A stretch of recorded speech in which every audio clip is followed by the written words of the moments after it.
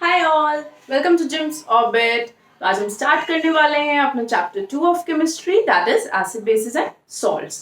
तो इस चैप्टर में आप स्टडी करोगे कि क्या कैरेक्टरिस्टिक प्रॉपर्टीज होती हैं एसिड्स की, बेसिस की, सॉल्ट्स की, कैसे पैरामीटर्स होते हैं जिनसे आप डिटरमाइन करोगे the strength of an acid, the strength of a base, और कुछ इंपॉर्टेंट कंपाउंड्स की preparation, uses and properties. For example washing soda, plaster of Paris, then baking powder, कि इनकी क्या प्रॉपर्टीज होती हैं, कैसे इनको प्रिपेयर करते हैं, क्या इनके यूजेस रहते हैं।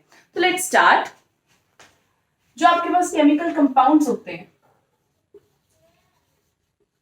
केमिकल कंपाउंड्स को आप तीन टाइप्स में क्लासिफाई कर सकते हो, एसिड्स, बेसिस एंड सॉल्ट्स। ठीक है, एसिड्स क्या होते हैं?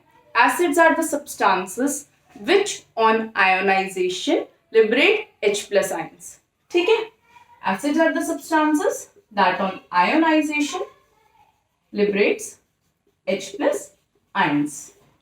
ठीक है, हमें ये पता कैसे चला था that acids liberate करते हैं H plus ions? This theory was given by Arrhenius. Arrhenius ने ये बोला था, जैसे ही आप किसी भी एसिड को, लेट्स सपोज मैं HCl की बात करूं, आप किसी भी एसिड को अगर पानी में डालोगे, मैंने AQ यूज किया, AQ मींस एक्यूअस, क्योंकि मैंने एसिड को वाटर में लिया, तो वाटर में अगर मैं कोई भी एसिड को लूंगी तो उसका वो एक्यूअस फॉर्म होगा। अगर आप वाटर में किसी भी एसिड को डालोगे वो आयोनाइज हो जाएगा इनटू इट्स आयंस, और वो लिबरेट क्या करेगा? H plus ions. ठीक है, तो इसको क्या बोलते हैं? तो इस टाइप के जो सब्सटेंसेस होते हैं जो H प्लस आयंस लिबरेट करते हैं ऑन आयोनाइजेशन, उनको हम बोलते हैं एसिड्स। ठीक है, बेसिस क्या होते हैं? आर्हेनियस ने बोला bases are the substances which on ionization liberates OH minus ions, यानी कि हाइड्रोक्साइड आयंस। फॉर एग्जांपल मैं NaOH ले लेती हूँ, मैंने NaOH को लिया, again in its aqueous form, क्योंकि वाटर में ही कोई भी सब्सटेंस आयोनाइज होगा, वो सॉलिड फॉर्म में आयोनाइज नहीं होता। तो जो आपने सोडियम हाइड्रोक्साइड को वाटर में डाला वो डिसोशिएट हो गया सोडियम में आयन में और हाइड्रोक्साइड आयन में। हाइड्रोक्साइड आयन लिबरेट हो रहा है, means the substance is a base. Clear हुआ? जनरली एसिड्स कौन से सब्सटेंसेस होते हैं? That liberate H plus ions, and bases are the substances that liberate OH minus ions as per the Arrhenius theory of acids and bases. फिर acids जो होते हैं they are सोर इन टेस्ट, जैसे कि लेमन्स सोर इन टेस्ट होते हैं because it contains citric acid in it. Bases जो होते हैं they are bitter in taste. For example, coffee. आपने देखा होगा कि coffee is bitter in taste because coffee के अंदर base present होता है। Clear हो गया?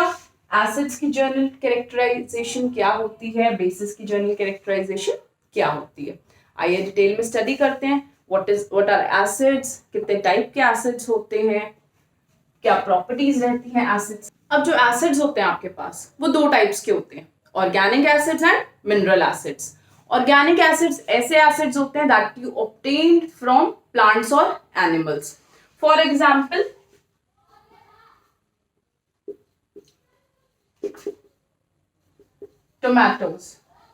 टोमेटोज के अंदर एसिड प्रेजेंट होता है ऑक्सैलिक एसिड। ठीक है, देन रेड एंट के अंदर एसिड प्रेजेंट होता है फॉर्मिक एसिड। तभी आपने ऑब्जर्व किया होगा द स्टिंग ऑफ बी और एंट्स जैसे ही हो, it causes a pain in your body. क्यों? Because it releases the acid in your body. ठीक है, तो हमारे पास दो टाइप्स के एसिड होते हैं, ऑर्गेनिक एसिड्स और मिनरल एसिड्स। ऑर्गेनिक एसिड्स होते हैं that you obtain from plants और एनिमल्स। साथ ही में मिनरल एसिड्स क्या होते हैं? Mineral acids are those acids that you obtain from minerals. Okay. For example, HCl, hydrochloric acid, HNO3, nitric acid, H2SO4, sulfuric acid. जो आपके पास organic acids होते हैं, they are not very harmful and you can easily consume them. Okay, so they do not harm your body. But जो mineral acids होते हैं, they are highly corrosive and they are highly toxic, so you shouldn't consume them because वो आपको affect कर सकते हैं because they are highly poisonous. Clear? तो ये दोनों टाइप्स के एसिड्स आपको क्लियर हो गए, organic acids and mineral acids. Now coming on to the next part of this, कि अब जब आपको ये कैरेक्टराइजेशन पता चल गई है कि एसिड्स कितने टाइप्स के होते हैं, एक जनरल आइडिया पता चल गया कि एसिड्स को कैरेक्टराइज कैसे करते हैं, कि जो सब्सटेंसेस H+ आयंस लिबरेट करेंगे वो एसिड्स होंगे। Now we are moving on to the next part, that is कि आपके पास जो एसिड्स होते हैं उनकी क्या क्या केमिकल प्रॉपर्टीज रहती हैं, कैसे वो केमिकली रिएक्ट करते हैं अदर सब्सटेंसेस के साथ। So the first chemical property that we're going to study about acids is the reaction of metals with acids. Reaction of metals with acids. Journal reaction क्या है? Metals जब react करते हैं acids के साथ, they form salt and liberate hydrogen gas. ये reaction हम same metals and non metals में भी स्टडी कर चुके हैं कि जब भी मेटल्स रिएक्ट करते हैं एसिड्स के साथ वो सॉल्ट बनाते हैं और साथ में हाइड्रोजन गैस लिबरेट आउट करते हैं। हमें कैसे पता चलता है that the gas liberated is hydrogen? If you will bring a burning matchstick near the mouth of the test tube जिसमें आपने अपना रिएक्शन कैरी आउट करा है, it will burn with a pop sound, it will produce a pop sound indicating जो gas liberate हुई है वो आपके पास हाइड्रोजन है। ठीक है, कोई एग्जाम्पल ले लो। लेट सपोज मैंने एसिड मेटल ले लिया आपके पास मैग्नीशियम, एसिड ले लिया HCl। मैग्नीशियम जब रिएक्ट करेगा एसिड के साथ क्या सॉल्ट बन गया? MgCl2, that is magnesium chloride plus hydrogen gas liberate out हो गई। क्लियर? अब वहां पे जब मैं आपको रिएक्शन पढ़ा रही थी तो आपको एक एक्सेप्शन बताया था कि नाइट्रिक एसिड जो है वो मेटल्स के साथ रिएक्ट करके हाइड्रोजन गैस लिबरेट नहीं करता। क्यों नहीं करता? क्या रीजन बताया था? That nitric acid is a very strong oxidizing agent. तो वो क्या करेगा, जो यहाँ पे हाइड्रोजन लिबरेट हुई है उसको ऑक्सीडाइज कर देगा इनटू वाटर और खुद रिड्यूस हो जाएगा in some oxide of nitrogen. For example copper का रिएक्शन देखो नाइट्रिक एसिड के साथ। कॉपर जब रिएक्ट करेगा नाइट्रिक एसिड के साथ सॉल्ट बन जाएगा copper nitrate, plus hydrogen gas की जगह क्या लिबरेट होगा, क्या प्रोड्यूस हो जाएगा? वाटर, क्योंकि जो हाइड्रोजन लिबरेट हुई है नाइट्रिक एसिड उसको ऑक्सीडाइज कर रहा है, तो यहाँ पे वाटर फॉर्म हो गया और खुद वो रिड्यूस हो रहा है in an oxide of nitrogen, तो यहाँ पे हमारे पास NO फॉर्म हो गया। क्लियर? तो ये जो है reaction, this is the first reaction of metals with acids. Clear हो गया? ये रिएक्शन हम ऑलरेडी भी स्टडी कर चुके हैं। So moving on to the second reaction of acids, reaction of metal oxides with acids. Metal oxides कैसे react करते हैं एसिड्स के साथ? Let's see that. अब जो आपके पास मेटल ऑक्साइड होता है, metal oxides are generally basic in nature, और जब ये रिएक्ट करेंगे एसिड के साथ, ये बेसिक है, जब ये रिएक्ट कर रहे हैं एसिड के साथ, एसिड प्लस बेस मिलके बनाता है सॉल्ट और वाटर। ठीक है, एसिड और बेस जब आपस में रिएक्ट करते हैं they form salt and water. For example magnesium oxide लिया आपने, मैग्नीशियम ऑक्साइड मेटल ऑक्साइड है, it is basic in nature, when it will react with the acid तो क्या फॉर्म हो जाएगा आपके पास? सॉल्ट बन जाएगा MgCl2 प्लस साथ में वाटर प्रोड्यूस हो गया। सो ये हमें इंडिकेट करता है कि मेटल, अगर आपके पास क्वेश्चन आता है लेट सपोज कि how you came to know that metal oxides are basic in nature, तो आप सिंपल सा ये रिएक्शन से एक्सप्लेन कर सकते हो कि when metal oxides react with acids तो क्या फॉर्म करते हैं? सॉल्ट और वाटर। और सॉल्ट और वाटर कब बन सकता है? जब हमारे पास एक कंपाउंड एसिडिक होगा, एक कंपाउंड बेसिक होगा। मतलब एक रिएक्टेंट हमारे पास एसिडिक होना चाहिए, एक रिएक्टेंट हमारे पास बेसिक होना चाहिए, only then the products formed will be salt and water. Clear? तो ये रिएक्शन समझ में आ गया। मेटल ऑक्साइड्स रिएक्ट करेंगे एसिड्स के साथ to give salt and water. Clear? So will be moving on to the third reaction. Third reaction है हमारे पास कि how acids react with metal carbonates and metal bicarbonates. पहले बेसिक रिएक्शन बताऊंगी, इससे बहुत क्वेश्चंस आते हैं यहां से। Let's see this reaction. तो अब देखते हैं जब मेटल कार्बोनेट्स रिएक्ट करेंगे आपके पास एसिड्स के साथ, या मेटल बाइकार्बोनेट्स रिएक्ट करेंगे एसिड्स के साथ, तो आपके पास प्रोडक्ट फॉर्म होगा सॉल्ट प्लस वाटर तो बनेगा ही, साथ में अगर कभी भी कार्बोनेट आपके पास आ जाए रिएक्टेंट में, तो one of the product formed will B CO2। हमेशा अगर रिएक्टेंट में कार्बोनेट प्रेजेंट होगा तो gas liberated in the product will be carbon dioxide. ये आप याद रखना कि गैस CO2 तभी प्रोड्यूस होगी if one of the reactant is either a carbonate और अ बाइकार्बोनेट। देखते हैं how this reaction takes place. Metal carbonate या बाइकार्बोनेट लिया, उसका रिएक्शन कराया एसिड के साथ, तो आपको प्रोडक्ट में मिला salt plus water plus carbon dioxide gases released. For example मैंने ले लिया Na2CO3 सोडियम कार्बोनेट, रिएक्शन कराया सोडियम कार्बोनेट का HCl के साथ, क्या प्रोडक्ट मिलेगा? सॉल्ट, NaCl बन गया plus water plus carbon dioxide is released. Similarly जब यही रिएक्शन मैं बाइकार्बोनेट के साथ करूंगी, सोडियम बाइकार्बोनेट, बाइकार्बोनेट समझते हो ना, जब HCO3 होता है दैट इज बाइकार्बोनेट, या इसको हाइड्रोजन कार्बोनेट भी बोलते हैं। जब यहाँ पर CO3 होता है दैट इज कार्बोनेट। तो सोडियम बाइकार्बोनेट जब रिएक्ट करेगा एसिड के साथ, again you will get the same products, only the difference will be in the balancing of equation. तो ये समझ में आ गया। अब यहां से आपके पास क्या क्वेश्चन आ सकता है? यहां से आपके पास क्वेश्चन आएगा how you came to know that the gas liberated is CO2। अगर आपको टेस्ट करना है कि यहाँ पर कौन सी गैस प्रोड्यूस हो रही है, there is a very simple test. आप क्या करोगे? जो यहाँ पे गैस प्रोड्यूस हुई है, pass the gas through lime water. If the lime water will turn milky means the gas liberated is carbon dioxide. देखते हैं इसका रिएक्शन कैसे होगा। मैंने आपको क्या बताया? If you will pass carbon dioxide gas through lime water and if lime water turns milky then the gas liberated is carbon dioxide, ये कंफर्म हो जाएगा। सबसे पहले तो what is lime water? Lime water is nothing but it is calcium hydroxide. ठीक है, calcium hydroxide का common name होता है लाइम वाटर। ओके, जब यहां से आप CO2 गैस पास करोगे तो क्या होगा? आपके पास यहाँ पे प्रोडक्ट फॉर्म हो जाएगा कैल्शियम कार्बोनेट प्लस वाटर। जो कैल्शियम कार्बोनेट फॉर्म हुआ, इसकी वजह से जो लाइम वाटर है वो मिल्की हो गया। Clear? The lime water has turned milky on passing carbon dioxide due to the formation of calcium carbonate।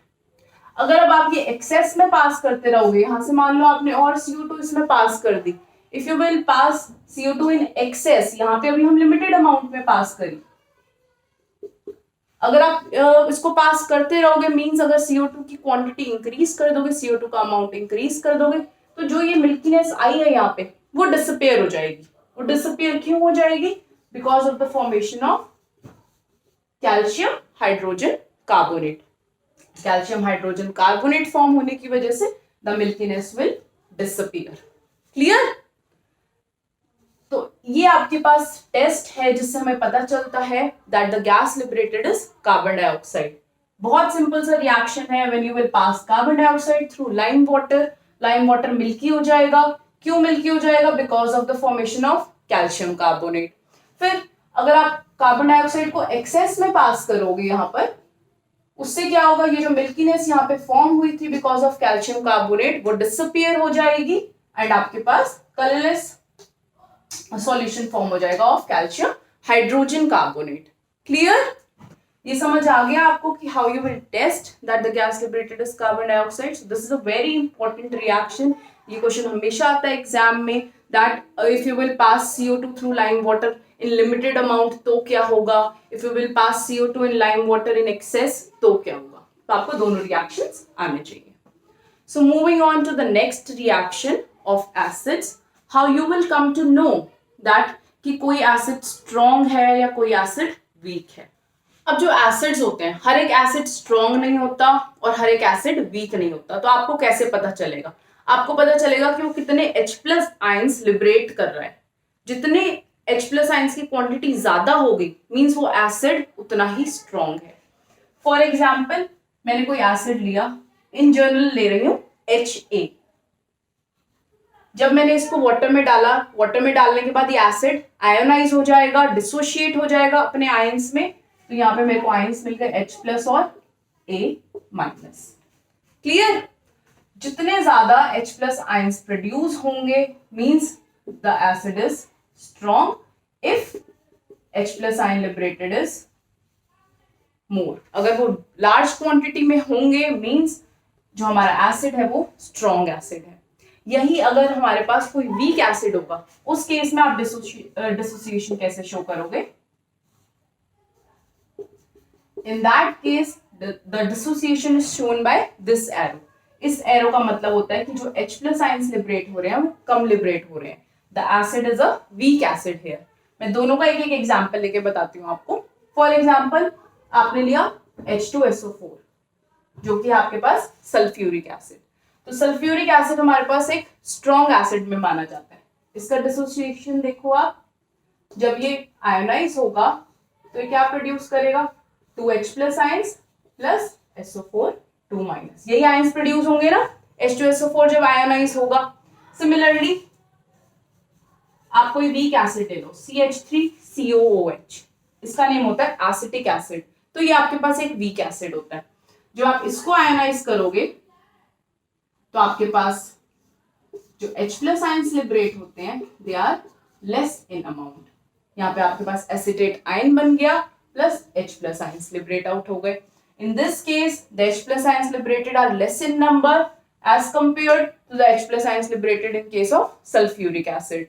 इस वजह से जो हमारे पास एसिटिक एसिड है ये वीक एसिड में माना जाता है, और जो हमारे पास सल्फ्यूरिक एसिड है ये एक स्ट्रॉन्ग एसिड माना जाता है। क्लियर? समझ में आया आपको कि क्या प्रॉपर्टीज हैं एसिड्स की, कैसे वो केमिकली रिएक्ट करते हैं दूसरे सब्सटेंसेस के साथ। So this was about the chemical reactions, chemical properties of acids. Now moving on to the base. अब बेस कैसे रिएक्ट करते हैं या बेस होते क्या हैं, जर्नल प्रॉपर्टीज क्या है बेस की, यहाँ से स्टार्ट करते हैं।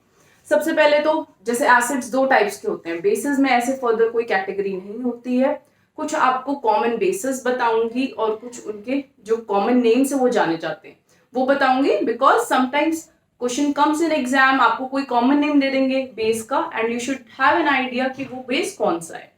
अब आपके पास लेट्स सपोज NaOH है। NaOH क्या है? NaOH इज केमिकल नेम होता है NaOH का सोडियम हाइड्रोक्साइड। ठीक है, chemical name is sodium hydroxide और इसका कॉमन नेम होता है कास्टिक सोडा। ठीक है, common name for sodium hydroxide is caustic soda. अब KOH है, KOH का जो आपके पास केमिकल नेम होता है वो होता है पोटेशियम हाइड्रोक्साइड, और जो इसका कॉमन नेम है वो होता है कास्टिक पोटैश। पोटेशियम से आप याद कर सकते हैं पोटैश, सोडियम से आप याद रख सकते हैं सोडा। क्लियर? फिर होता है magnesium hydroxide, MgOH whole twice को हम बोलते हैं मैग्नीशियम हाइड्रोक्साइड। मैग्नीशियम हाइड्रोक्साइड का कॉमन नेम होता है milk of magnesia, milk of magnesia. This is the common name for magnesium hydroxide. Coming on to CaOH whole twice, CaOH whole twice का chemical name होता है calcium hydroxide, और जो इसका common name होता है हम इसको लाइम वाटर भी बोल सकते हैं, और it is also known by other name जो कि है स्लेक्ड लाइम। क्लियर? ये आपको क्लियर हो गए कि क्या कुछ आपके पास बेसिस हैं जो हमारे पास जनरली यूज होते हैं रिएक्शंस में, उनके केमिकल नेम क्या है और उनके कॉमन नेम क्या है। नाउ अब आप देखोगे कि कुछ बेसिस जो होते हैं वो तो वाटर में सॉल्युबल होते हैं, कुछ बेसिस होते हैं जो वाटर में इनसॉल्युबल होते हैं। जो बेसिस वाटर में सॉल्युबल होते हैं उन बेसिस को हम एक अदर नेम से बोलते हैं, that other term used for them is alkalis. तो alkalis is nothing but the water soluble bases are known by the other name that is alkalis. जैसे कि सोडियम हाइड्रोक्साइड हो गया आपके पास, पोटेशियम हाइड्रोक्साइड हो गया आपके पास, तो ये एल्कलीज हैं because they are soluble in water. समझ आया? बेसिस क्या होते हैं? कुछ जर्नल जो बेसिस आपको डे टू डे लाइफ में अपने रिएक्शंस में लैब में यूज करने हैं, वो ये कुछ कॉमन बेसिस हैं। Okay, so moving on to the next part, that is indicators. Indicators एक बहुत इंपॉर्टेंट टॉपिक है। इंडिकेटर्स क्या होते हैं? इंडिकेटर्स होते हैं ऐसे सब्सटेंसेस जो आपको हेल्प करेंगे एसिड और बेस में डिस्टिंग्विश करने में। जैसे सपोज अब एसिड भी कलरलेस है, बेस भी कलरलेस है, मैंने आपको कोई एसिड दे दिया, कोई बेस दे दिया, आपको डिस्टिंग्विश करना है अब कि कौन सा एसिड है, कौन सा बेस है। Obviously if you are in a lab you can not test the acid और अ बेस, क्योंकि they can be harmful to your body. तो बिना टेस्ट करे आप कैसे डिटरमाइन करोगे, कैसे डिस्टिंग्विश करोगे कि कौन सा सब्सटेंस एसिडिक था, कौन सा सब्सटेंस बेसिक था? तो आप डिस्टिंग्विश कर सकते हो with the help of indicators. बहुत सारे इंडिकेटर्स होते हैं हमारे पास, कुछ नेचुरल इंडिकेटर्स होते हैं, कुछ सिंथेटिक इंडिकेटर्स होते हैं। नेचुरल मतलब जो नेचुरली अकर करते हैं, that we obtain from the nature, और आपके पास सिंथेटिक इंडिकेटर्स होते हैं that are made in the lab. तो जैसे कि मैंने आपको बताया, there are two types of indicators, one is natural indicator and the other is synthetic indicators. Natural indicators जो आपको नेचुरली मिलते हैं फ्रॉम द नेचर।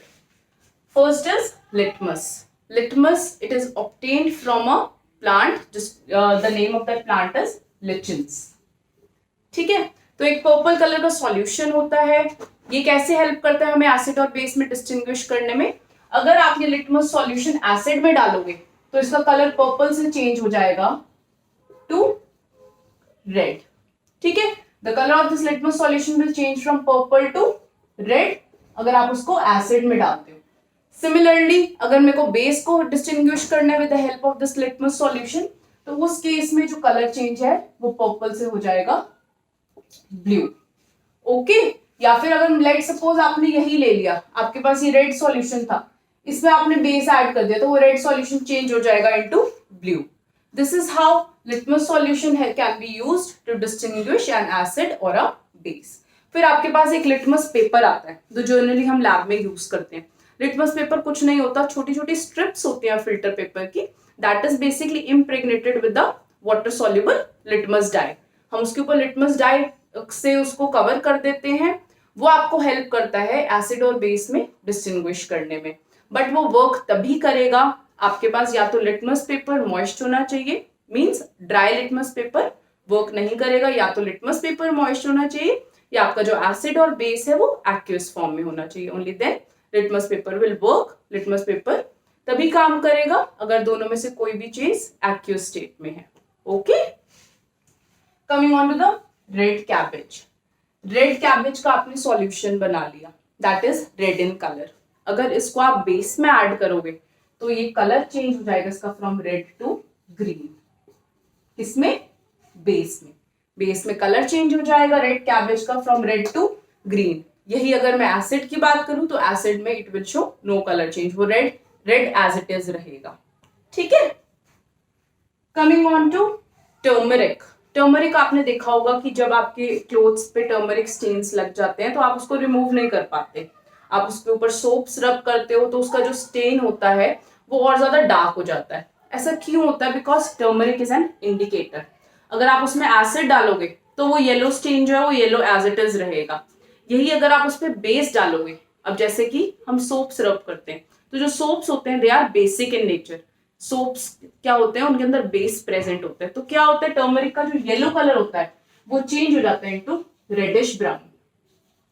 ठीक है, बेस में टर्मरिक का कलर चेंज हो जाएगा from yellow to reddish brown. इसलिए जो टर्मरिक स्टेन्स होते हैं that can not be removed with the help of soap, because वहां पे तो जो टर्मरिक है वो एक इंडिकेटर की तरह काम कर रही है। आप जैसे ही सोप्स रब करोगे, इंस्टेड वो लाइट होने की बजाय या रिमूव होने की बजाय वो क्या हो जाएगा और उसका कलर चेंज हो जाएगा, क्योंकि वहां पे टर्मरिक अपना इंडिकेटर एक्शन शो करने लग जाएगी।